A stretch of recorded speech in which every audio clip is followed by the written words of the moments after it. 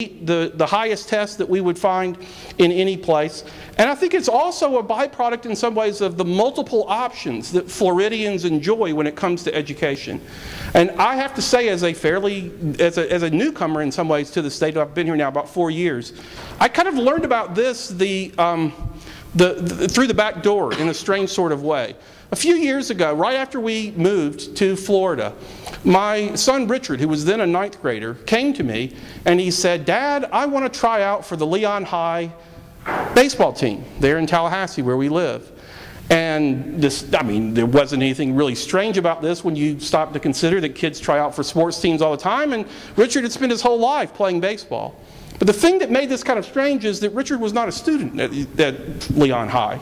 He was, I guess, something like Tim Tebow at that time, considered a homeschooler. He was taking a class or two under my wife's supervision, a class or two online, a class or two at a private school there in Tallahassee. Kind of a hodgepodge arrangement, which worked really well his 9th grade year. He ended up going to Leon the 10th, 11th, and 12th grade years.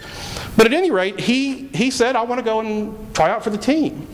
And I knew, because of my experience with Tebow's story, that I knew this was possible, but I really wasn't convinced it was a very good idea. And so I told him, I said, "Look," I said, "if you really want to do this, we will go and make it happen. But I want you to spend 24 hours carefully thinking about this. Because imagine, you're going to go to a ball field where you've never played, and you're going to, at a school that you don't attend, and you're going to show up, and when someone asks you what you're doing there, you're going to have to tell them that you're a homeschooler who also takes classes at some private Christian school, and when he's not doing that, also does a few music classes at a local theater company." Not exactly the profile that you would think of, the typical athlete. But nevertheless, so I went to bed that night after we had our conversation, convinced that Richard would never want to pursue this. But apparently he went to bed that night and dreamed that he was like a descendant of Hank Greenberg or something. Because he came back to me, Greenberg is the greatest Jewish baseball player of all time. Because he came back to me the next day, brimming with chutzpah, and said, "Dad, I've carefully thought this over, and I want to try out for the team." So he went, we talked to the coach, he ends up going to the tryouts, has a great day the first day. 2 days later, he's named to the freshman team. A month later, we got all these kids hanging out at our house who go to his school, or go to Leon High. And my wife and I, newly transplanted from Virginia, were looking at this and saying, "This is the strangest thing." We thought he was surely going to be ostracized and picked on. I mean, he's a little shrimpy freshman, and yet all these kids are hanging out.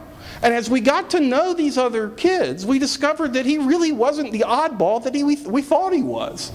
But several of these kids had stories that were every bit as kind of peculiar in their own way as his. There was a big strapping first baseman who didn't go to school until about 1 o'clock every day because he did a number of virtual classes through the Florida Virtual School in the morning. There was another kid who was taking a dual enrollment class through the local community college because he was a hard-throwing left-handed pitcher who thought he might get drafted into the pros. He wanted to take a financial management class so that if he got that big bonus, he'd be able to know how to manage his money. There was another kid, and this kid became my son's best friend. And I mean, this was just ingenious. He was just extremely gifted musically. And so he figured out this kind of scheme to get the best music education that money couldn't buy, because his parents, like most parents, would never been able to afford this. But he took several classes through the virtual school at night, and then spent much of his school day at Leon High loading up on music electives.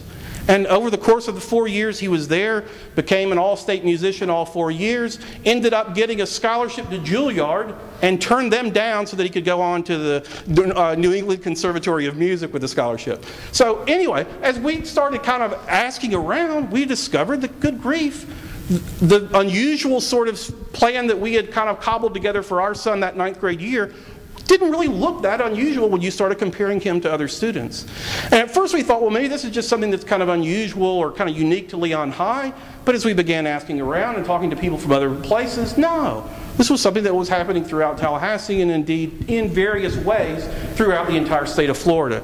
Indeed, one of the publications that I have left on the table outside deals with digital education and features stories about 3 different students, one in our Leon County, one in Seminole County, another in Brevard County. All very different stories. One's a full-time student with the Florida Virtual School. Another was a kid who was in the band at his school and knew that his fall practice schedule was going to be heavy. So when school ended in the spring, he started taking an algebra class during the summer so that he would have a little bit more time to devote to marching band in the fall. Another kid is kind of like my son in that he has a class with one class with one virtual school, another class with another virtual school, and then several classes at the community college. But these kinds of things are increasingly happening, and they're happening because people in this state, leaders in our state, have over the last 10 to 12 years said, we want to make options available to parents and to students so that they can customize a plan that makes the most sense for them and meets their educational interests. So that if they go to a school where there isn't a particular class that they need, the Florida Virtual School or other places may be available for them to be able to take that class. And if they want a school day that looks very similar to the school day that you or I probably knew when we were coming along, they can have that. But if they want to cobble together something different, they can do that as well. So, more choices, multiple options has certainly helped. The high standards and the level of accountability that we now have in our K-12 system is helping. And it's helping not just in seeing the performance of students rise, but it's giving us then opportunities to recognize problems. One of the things that we have seen, for example, in some of the reading scores in recent years is that we have seen great progress at the 4th grade level, but at the 8th grade level, the progress is far less pronounced. And this is not just something that is happening in Florida, but is in many ways happening nationwide. In the most recent edition of the journal of our organization, the James Madison Institute, we feature an article by the current head of the Florida Council of the Social Studies, and he argues that part of the reason for that drop in reading scores, or that plateauing in reading scores from 4th to 8th grade, is that we are doing an excellent job in the early years of helping students learn how to decode words, to figure out what these sounds make. The phonetics and the skills in decoding are things that our kids are readily grasping. But where we are falling short is in providing our young students in the elementary years with a sufficient content-based education so that when they encounter nonfiction works, they recognize some of the assumptions that the writer will make in writing something. And the examples that he uses are things like, if someone says, so-and-so met their Waterloo, if you don't know what that historical reference means, you may be able to figure out what the word is, but you won't understand the meaning of that if you don't have some sort of historical context and understanding of what it means to meet your Waterloo. And there are a number of other examples that he uses along those lines that help to explain why when the reading content shifts from a largely fiction-based reading content in the early elementary years to a non-fiction-based reading that we begin to see beginning in grade 4, that's where the drop-off occurs. And so his argument is we need to do a better job of integrating in the early grades more historical information and other sorts of content that will give students a better understanding of the world around them. They understand words, they don't have a sufficient understanding of the world. And that is then hurting their reading comprehension in later grades. So, with accountability, with the measuring that we are doing in the classroom, these sorts of problems can be identified and then can be addressed in the way that Jason Karros, the author of this piece, is arguing. Accountability is also helping us to be able to recognize and to reward good teachers. One of the first kind of big public policy disputes that I stepped into when I first came to the James Madison Institute was the debate over merit pay for teachers. And it was, of course, a very contentious debate. It ultimately resulted in a gubernatorial veto by Charlie Crist that was then later passed and Governor Scott passed in this past year. And I personally, as one who has teachers throughout my extended family and who understands and appreciates many of the concerns that were raised by people in the teacher's profession, I personally rejoice at the fact that we will now begin to reward teachers that are proving themselves in the classroom and whose difference in the classroom can be seen in the success of their students. And I understand that some people find that to be a little bit foreign or a little bit intimidating, but again, because I end up quite often comparing things or analogizing things back to sports, I say, wait a minute. What happens when Bobby Bowden or Urban Meyer or some other football coach goes to put his team on the field? We want to see certain results.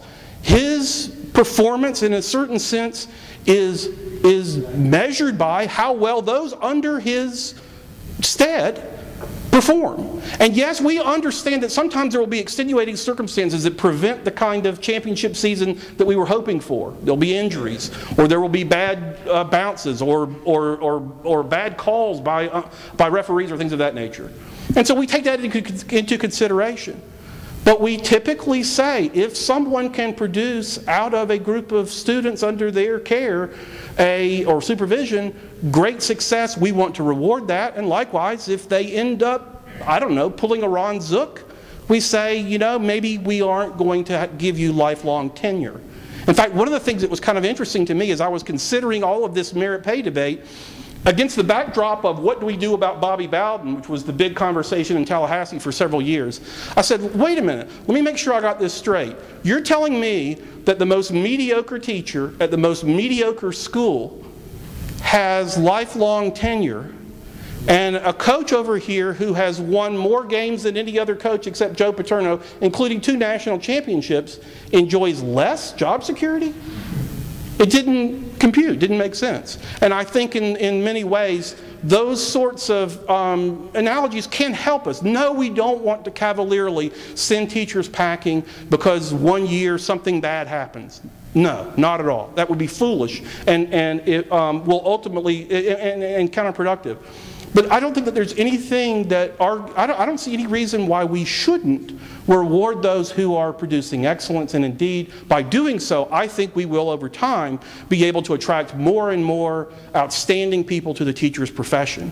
So that, you know, some of those horrible, horrible jokes about, oh, if you can't do, teach, and if you can't teach, teach gym, you know, all that nonsense. I mean, in a strange sort of way, the gym teachers who also coach and who end up reaping the rewards of that may somehow have this figured out. So there are benefits that I see to the measuring that we are doing, and yes, it can certainly go too far, but I for one am pleased and proud that our state has taken efforts to do more in the way of holding people accountable. And I think the key thing that we need to remember on this is that we not thwart people's creativity in achieving the results that we want. Okay, and one of the things there that I would commend to you is you know, here again in our most recent journal, Stan Marshall, our founder and vice chairman now, former FSU president, has a really interesting article where he talks about differences in success among schools in South Korea and in Finland. And he compares those two school systems, and they are as radically different as you can possibly imagine. The South Korean system, as you might expect, is a very high command and control, lots of rigor, long days in the classroom, longer days doing homework at night. The Finland program is kind of the almost exact opposite. It has very little structure. There is great autonomy given to teachers and to principals in the schools, and they have the freedom to take kind of more creative sorts of approaches to try to achieve great results. And lo and behold, guess what? Both systems produce great results. And that says to me something that we all know from the educational literature, which is students learn differently, they respond differently in different situations, and that there's kind of more ways to skin a cat than just one. And that we ought to allow our system to accommodate that kind of diversity. And indeed, part of the reason, again, why I would argue that Florida has seen some of the growth and gains that we have in the K-12 arena is because we have been among the leaders in offering charter schools and other sorts of educational innovations that provide more autonomy to teachers, to principals, to achieve the kind of results that we want without necessarily doing it in the way that might have been prescribed by others.